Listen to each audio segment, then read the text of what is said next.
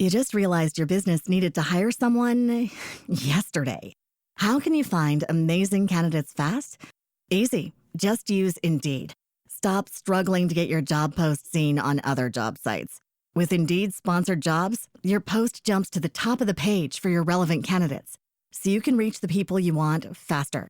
According to Indeed data, sponsored jobs posted directly on Indeed have 45% more applications than non-sponsored jobs. Don't wait any longer. Speed up your hiring right now with Indeed.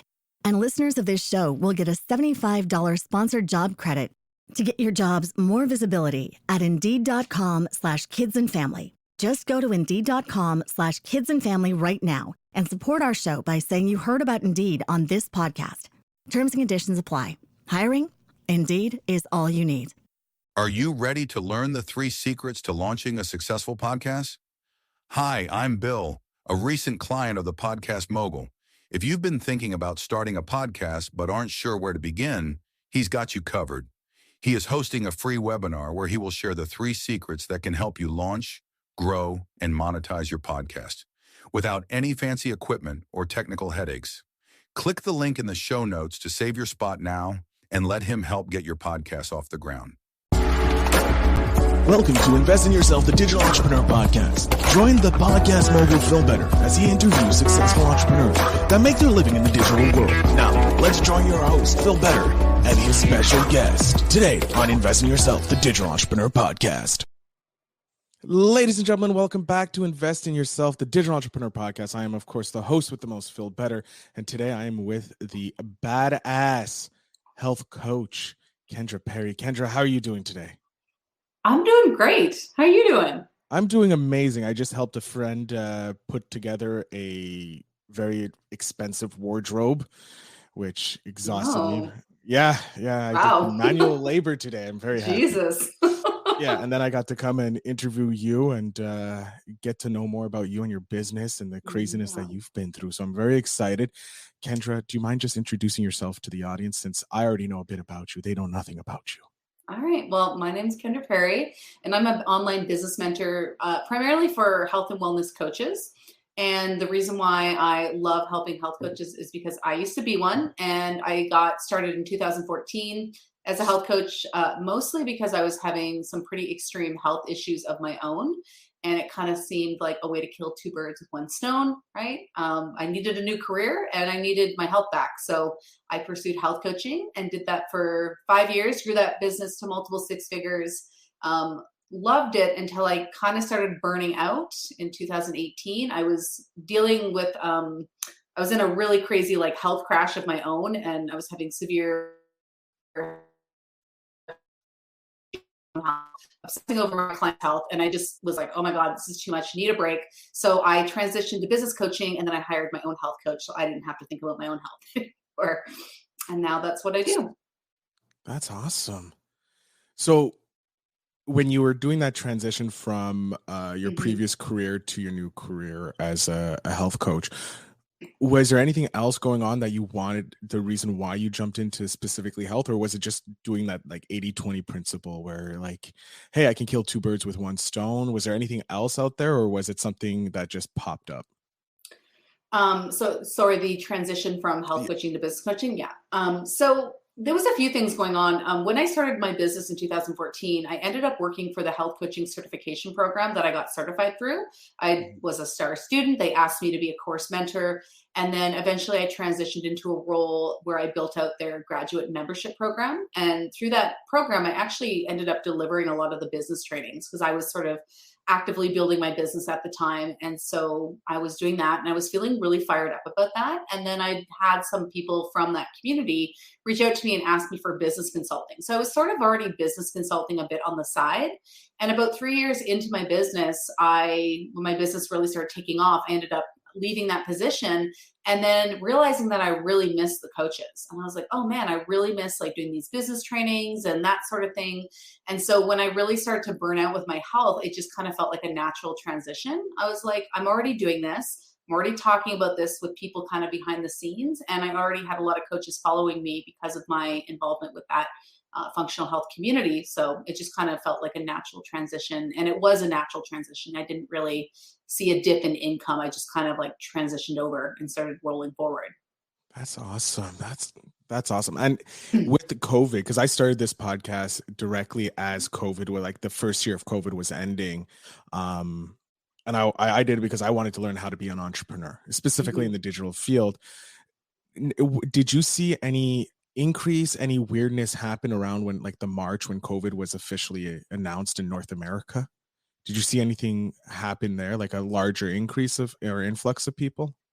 Well, I didn't notice a whole lot of difference other than like I was supposed to run a live event in Colorado, my first live event ever on the 22nd of March, which was like right after. And it was super stressful because my co-host, I didn't want to do this stupid live event. Like I'm not really an organizing live event type of person. But I was doing it through this mastermind program that I was running, and my co-host was in Europe. So they had grounded flights from Europe. And I was like, I'm going to have to do this alone. I didn't even want to do this. Like, so I was actually like, shut down the border, because I'm in Canada. So I was like, shut down the border. And they did. And little did I know that that was going to last for as long as it did. And then I was like, oh, fuck, they shut down the border. Like, what's going on here? So I ended up not running that live event. But I noticed, like, I think the biggest thing I noticed was just like the attitude. Like, I mean, it was such a weird time. You know, like no one knew what was going on. And I felt like there was this, a bit of shaming happening on the internet. Like, what do you mean these online business owners are promoting their business? This is a pandemic, like how horrible. And so it was kind of like, I felt like the first time I really saw this like polarization on social media, which we have seen again since multiple times. You know, but I remember just being like, wow, I can't believe this is happening. So I thought I would see a dip in revenue, but I wasn't really going through an active launch. I wasn't even at that point enrolling anyone because I had this mastermind program running. But what I will say is running that mastermind program through COVID when you're supposed to have live events was a shit show. And I was just like, I can't believe I survived it. Like, it was so much of like, oh my God, like what's going on? Like they have our deposit, but now we can't go. And now we got to get out this contract and we need to make the students happy. And how do we make them happy? And like, it was just like, I'm sure as it was for many people, like this weird juggling act of like, what the fuck? Yeah, it was definitely a what the fuck from the people I've talked to who either started during COVID or who have, like yourself, done it beforehand and then had to deal with the fact COVID was there. It's everybody's had like some mishap story about it. That's why I like asking, because I want to know, like, hey, did you survive the transition, or was the like COVID the reason why you transitioned into the digital field? Have you always wanted to be an entrepreneur? No, but I think I was always meant to be one. I really do believe that. You know, I was in high school and like and entrepreneur wasn't good as an option. It wasn't even something that anyone talked about. But I do remember like hating the Monday to Friday 9 to 5. It was exhausting. It was draining. I hated it. And then I was supposed to find a career where I would just go off and do the same thing for the rest of my life. And I just couldn't land on a career. I was like, I don't like this. Like, this sucks, but I didn't really know what the option was. And I tried to go to university for outdoor adventure, which isn't even really a career. It's just like a fun thing. But the university that I wanted to go to scrapped the program and pushed it into a college. And in Canada, we have like university, which is like academic, then college, which is more like trades. And at the time, like, college was for dummies. We're like, that's what stupid people do. So I could not go to college. I had to go to university. So I ended up going, I think I went in for kinesiology, and then I was in political science, and then I was environmental science, and then I was in geography. Like, I was not supposed to be there. I had a lot of fun. I partied. Never went to class. What university in Canada is, it's just partying with classes. Yeah. I'm in Montreal, so I know all about that. You know all about. I actually grew up just outside Ottawa. Oh. So we're from the same area of the planet. I used to ski in Quebec, near Montreal and stuff like that. I think Le Relais, but my accent is terrible now. So it's fine. I actually grew up. I spent some time in Orleans when I was younger. So yeah, and my aunts and uncles are in Canada. So. Oh yeah, Canada's where I lived until I was 6. And then moved out to the boonies. Yeah. Yeah. Funny. Small world. Now, speaking as a Canadian, do you see that you're getting a lot of international clients for your business, or do you see it mostly in the North American area? So most of my people are American. I would say probably about 70% of my people are American. Now I do intentionally like run paid advertising to Americans, just kind of like the bigger market. But I actually do get probably more Europeans than I do Canadians. So mostly like kind of, what is it? Western Europe, like UK, the Yeah. English speaking kind of side of Europe. So I do get probably like, I would say 20% European, and then my Canadian people are just like that 10%. Okay. That's cool. Speaking of paid ads, like how did you start rolling up into the paid ads? Because I know a lot of entrepreneurs when they're starting, they do the free marketing by going into the Facebook Mhm. groups and doing that, and then they have trouble with the paid ads. Like Yeah. how did you find going into the paid ads? Like what was your strategy going into it? So I've had like a long kind of on and off, like up and down relationship with ads. And I actually first got into them pretty early on in my health coaching business. I actually think maybe 2016 or maybe even 2015, I started running Facebook ads, and I was just running lead ads. I didn't really know what I was doing, but back then they were a bit easier. Mhm. There was less competition. There wasn't as much confusion. Like they were just a bit easier to run. So I'd run lead ads, but I think where I really was missing the mark was I didn't really have a good follow-up, right? I was just like, get these people onto my list and that's sweet. But I didn't have like a good email nurture sequence or really a way to kind of bring them in. So I was really kind of on and off with my ads. And then when I transitioned over to business coaching, I went fully organic and I didn't run any ads. And that has generally worked really well for me. This side of my business has been built probably 95% purely organic. But I feel like once you want to start scaling, it's really when you need a more like predictable source of traffic. So it's only really been in the past year that I've really started investing in paid ads. And excuse me, I don't run them myself. I have an ads manager because at this point, with all the iOS updates, Yeah. it's kind of a shit show. But I still think like they're really relevant, especially Facebook ads. I mean, it's a really unique experience. Like when you're seeing a YouTube ad, you know you're seeing an ad and you just Yeah. hit that skip ad button and move on. Whereas I think with Facebook and Instagram ads, the ad very much blends into the feed and can look very organic. And so I think that experience makes those type of ads really unique. Now, I don't remember what your original question was. I'm like off on a tangent now, but No, that's it's like you answered it. It was like, how did you Mhm. find like starting? Did you use organic first or paid ads? And you were like, for your first business, you did use the paid ad with relative success, and then you went back to organic, which is pretty much what some people have said. Like Mhm. either they start organic and then go into paid ads, or it's like they start with paid, get frustrated, and they're like, we're just going to do organic. Um, Yeah. is there like you did mention you missed that coaching when you were building your first business and you were helping out those people. Is there something specific about the coaching world that you like?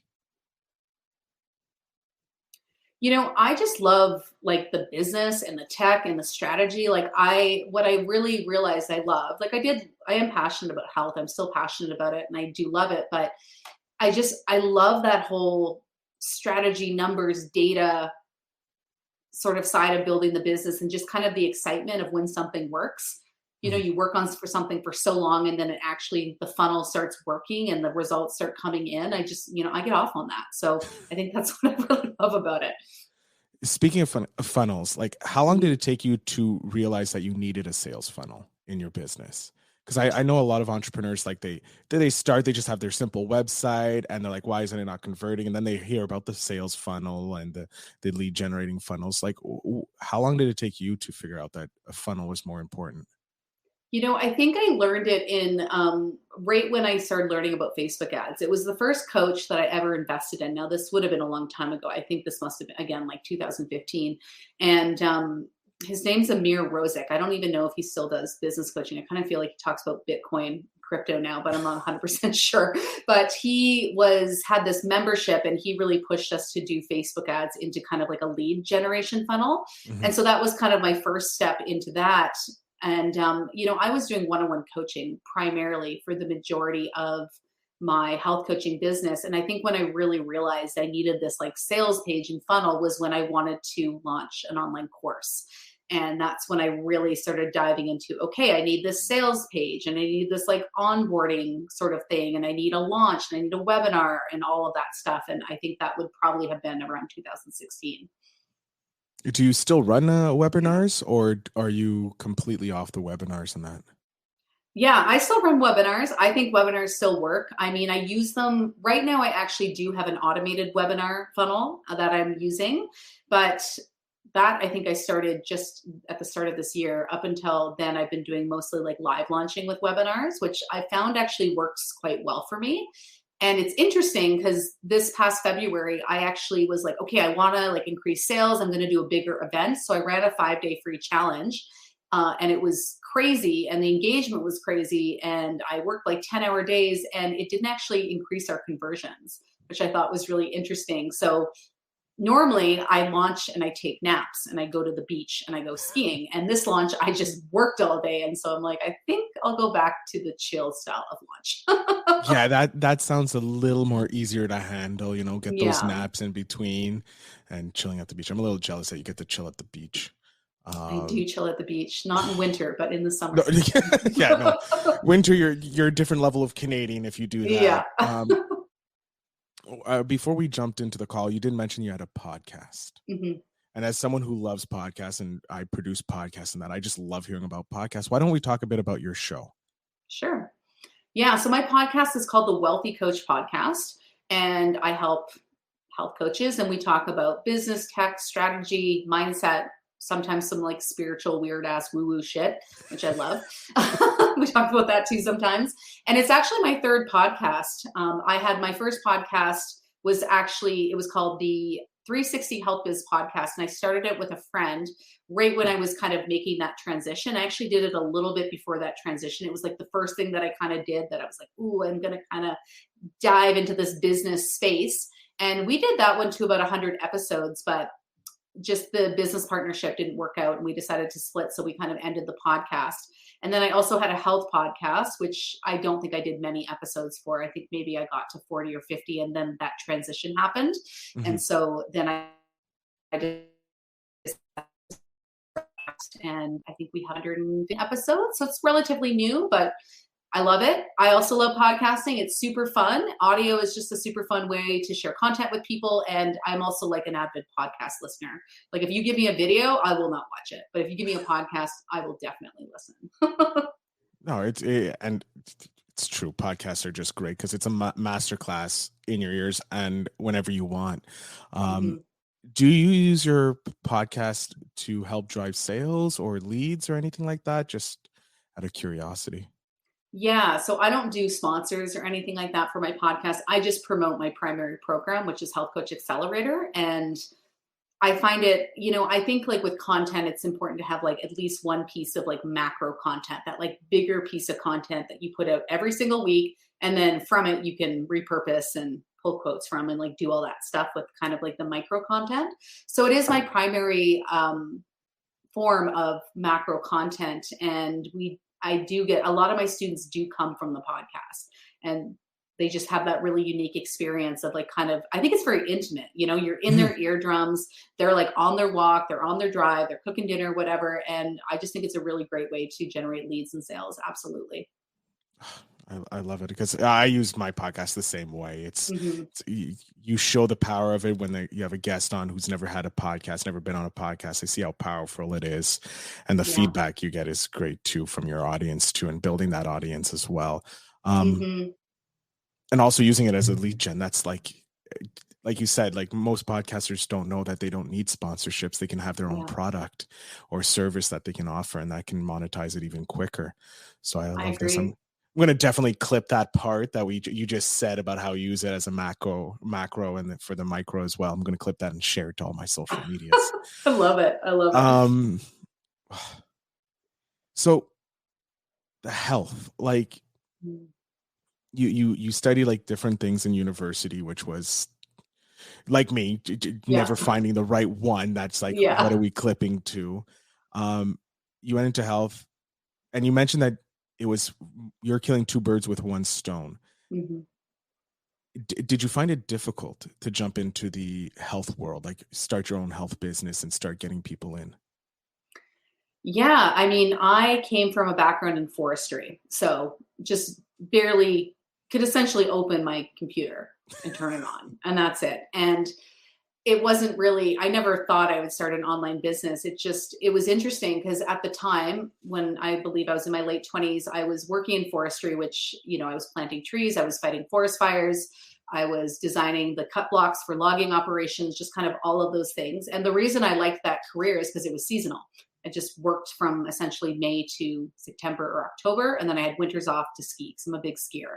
And the year that I moved to the town that I live in now in British Columbia, this tiny little mountain town, I came here to ski, and I actually got stopped off at the bottom of the ski lift. This guy came up to me and he said, "Hey, you're a really good skier. Do you want to be in photos and movies?" And I was like, "Yeah, that sounds great." Why not? Why not?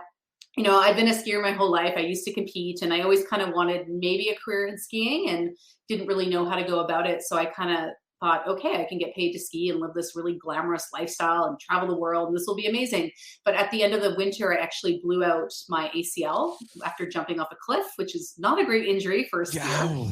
Yeah, it was not great. And it was interesting because that injury ended up being the trigger for the health issues that I ended up having. I think I had a lot of underlying imbalances going on in my body for a really long time, but the surgery I had and just like the depression I went through because I couldn't work, I couldn't ski. My whole identity was tied up into being a skier. So I had this identity crisis, and what it did was I think trigger a bunch of stuff that was going on in my body. So I ended up having this huge health crash that ended up being 8 years of horrible health issues that took me a really long time to figure out. But it was also the trigger to start my business because I didn't know what to do with myself because I couldn't work. So I started a health blog initially and then learned about health coaching and was like, okay, I'm just going to do this. So it was interesting because I did it almost out of necessity because I didn't know what else to do. I didn't know how to live in this small town with the skills that I had and not be in forestry.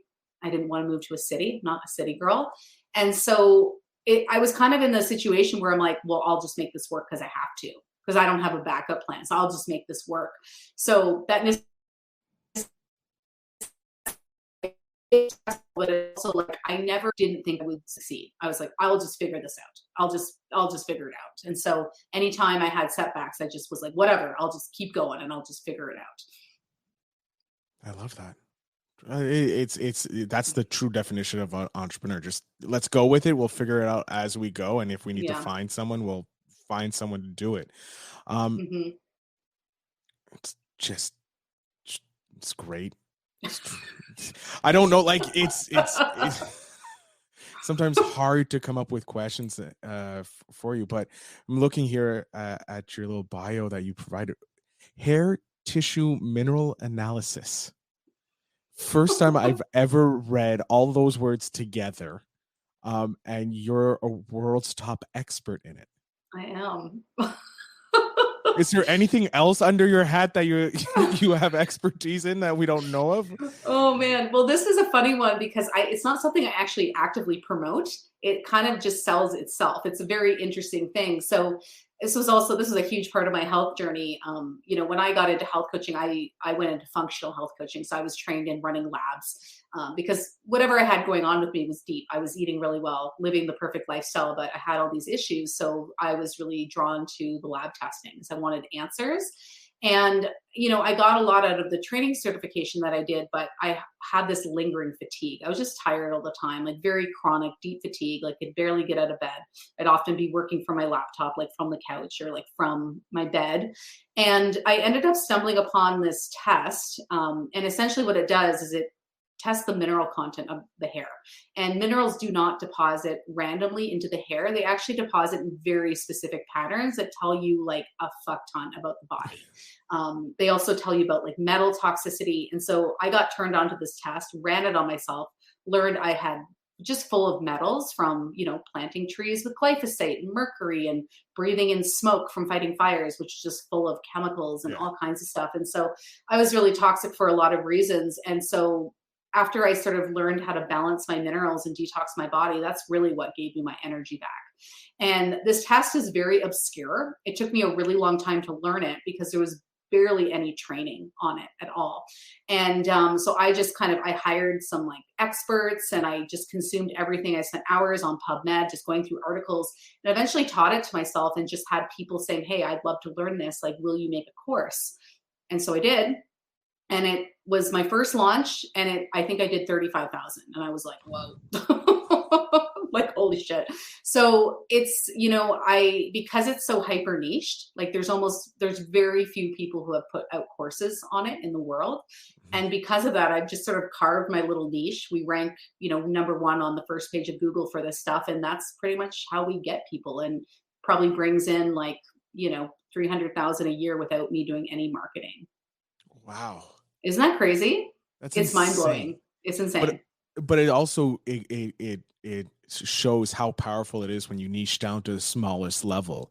Like you become the big fish, you become number one on Google, you become number one in everywhere, and you just continue with that expertise. And like you said, it's a passive income that comes into it because you're not doing anything. You're just letting it work itself. Totally. And I, maybe at some point I'll put some more effort into it, but I'm really focused on like the business coaching side of things. Like that's really where my passion is, but I love this course and people love it. And I just have coaches who work in it for me, and it's pretty amazing. But I think you're right. Like it is a testament, like people get really afraid about niching and they're like, well, what if I'm going to reduce clientele. I'm going to have a smaller client pool. Like this isn't good, but it just that is so hyper niched. It's ridiculous. And I don't have to do anything. No. And so it's like you said, it's bringing in six plus figures a year for you. So like why would you need to, if that doesn't show that niching down works, I don't know what will. I know. I use it as an example all the time with my students, and they're still so resistant, They're just like, no, I want to help everyone. And I'm like, you can't. Who cares about everybody? Find the one person you can help. That's the main thing. Exactly. And it's the same thing with podcasts, I find as well. I don't know. I help a lot of podcasters and they all want to be like, oh, I want to talk about everything. And it's like, no, you can't. Yeah, I want to talk about food, fitness, and I want to talk about leadership, and I want to help young girls with acne. And you're just like, you can't do that. Have 5 podcasts there. Yeah. Have 5 podcasts, each one on those topics. But no, you need to be able to niche down to the smallest level. Kendra, we are coming to the end. I agree. I'm so sad because I'm having such a fun time talking and learning all about. I never knew the hair tissue mineral analysis was something. I'm going to go check it out and see if I have to run that test on me, because I am. You should definitely run the test. It's super cheap test. It's really affordable. You should go do it. You should work with one of my practitioners. I'm just going to search Canada and the hair tissue mineral analysis, and yours first one's going to pop up. I'm going to jump off screen here. I'm going to give you a chance to let my audience know where they can find you, how they can follow and support you, and if there's coaches listening, how they can work with you, specifically if they're in the health and fitness world. So the floor is yours. Yeah. So the best way to connect with me is on my Instagram account. I'm very active. I'm hanging out on Instagram all day, and I do answer all my DMs. My handle is at Kendra Perry Inc. That's Kendra Perry INC. I answer all my DMs. So if you've got questions, you want to chat, hit me up. My podcast, the Wealthy Coach Podcast, if you want mindset, strategy, tools, tech, and some weird woo-woo shit, that's where we talk about that. And my website is kendraperry.net.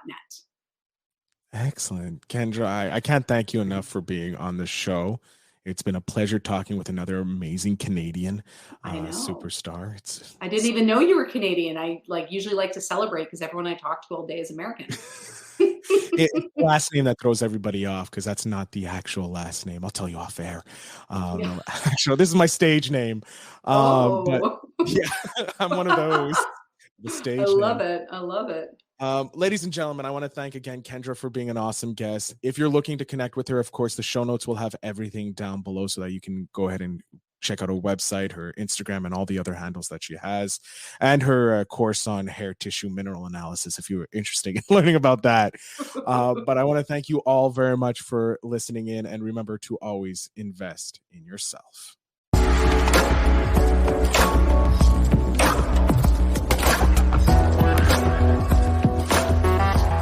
Thanks for tuning in. Now it's time to take the next step.